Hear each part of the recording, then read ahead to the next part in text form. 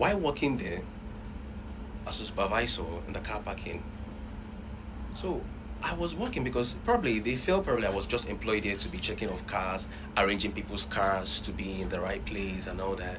But I began to see that it was more than just car parking. I began to understand I was doing so many multiple things at the same time. At that moment, what I was learning there, I was learning more of human nature and relatability to relate with people. Like, I'm telling you that in car parking, there is also sales. I'm telling you, that field is just so. I'm telling you, there are a lot of things in that field that you need to learn. Yeah, and this was actually what my boss wanted me to see. But actually, he didn't know that I am the kind of person that when I'm learning, but I'm learning in silent. I am digesting. Do you know why? Because me explaining to you my learning or what I have learned, you might not get it in my own understanding. I'm more of a practical person and visibility. So I begin to understand that you learn about sales in that place. So take every job you have serious, no matter how little that job is. Take it very serious. There are a lot of things you can learn from there that you can apply to your life. Everything in life has so many deep lessons that you don't know about. It have deep learning that you can use for other parts of your life in situations. So when I was working in that car parking as a supervisor, I began to understand that a lot of people had stress. A lot of people will sleep over the night, doom scrolling their phone. And when they are doom scrolling their phone, they sleep over the night, they've woken up, they've dressed up, even no matter how best they are being paid. They are streaming, they go home, they are tired, they will not do anything, they eat, they just pick their phone watching because why? All the day they are working in the work, they are doing everything. So when most people might get home, what will happen? They might just say, you know what, let me entertain myself for a little, which is not a bad thing. The human mind needs to rest itself. And at that time they might be scrolling at the end of the day. It becomes they wake up the next day, maybe they slept around 3 or 4, they have to prepare. Now, when you meet such kind of people at your work, what you literally need to do is no matter how that person act towards you, you don't have to get angry or get mad. Trust me, you don't have to get mad because why? You need human psychology and human nature to read the person at fine less than 3 to 4 seconds to understand this person. When the person comes, you look at the person from afar, you understand. Even if the person spoke rudely to you or say things in a way, you don't have to get angry because you've already understand the visibility of this person. You've understand the body language and understand that this person is stressed. So most of you feel like, no, this customer, this lady, it happens even in the security job. You like, this customer, when she comes, she always act hard to me. No, I am going to show her that. My brother, you might not realize that the same person that is mad at you can come after 1 week or 3 4 days and they are sweet with you. This is why you don't judge people at first. Don't do that. Sometimes you see somebody is too hard on themselves, you are judging them. Don't judge them. No. If they get okay with you, to be able to trust you, then they can relate with you. This is why I try to take nothing personal. I try to take nothing personal. Why? Because I got to understand that you literally don't understand people. Everybody has a different nature and diversity and how they believe and how they see things. So you cannot force your own to them. No, you just have to let that person come, especially when you understand about human nature.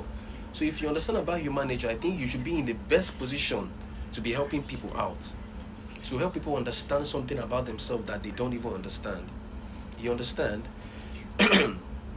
Now, so what happened? So the customer will come, will speak to you really. You start like, what is wrong with this person? But you just have to, when the person is shining like that, you just have to be calm, okay? All right, okay, you want to do this, okay, you want to park here, okay, you know what? Let me give you here. You are being kind. Now, what is happening? That person's like that, their brain is already set on defense mode. They are waiting for you to say something so they can attack you back with words. It is not them doing that thing. They are just stressed. It is not them doing that thing. They are just stressed. They are angry. So many crazy experience. And you just look at it because why? you control your inner strength. You just control everything and balance it. Because sometimes you be tempted to like, why is this person talking to me anyhow? And you be like, you know, but you just have to look at it and like, you know how to understand it. Now this is when you apply your logic. Because the person who came in anyhow is stressed already. Even if they are going to do it intentionally, for that intentions to come, there was a stress behind it. So they might just angrily come to you. Why are you doing this? Imagine somebody that came like this. And you're like, hello.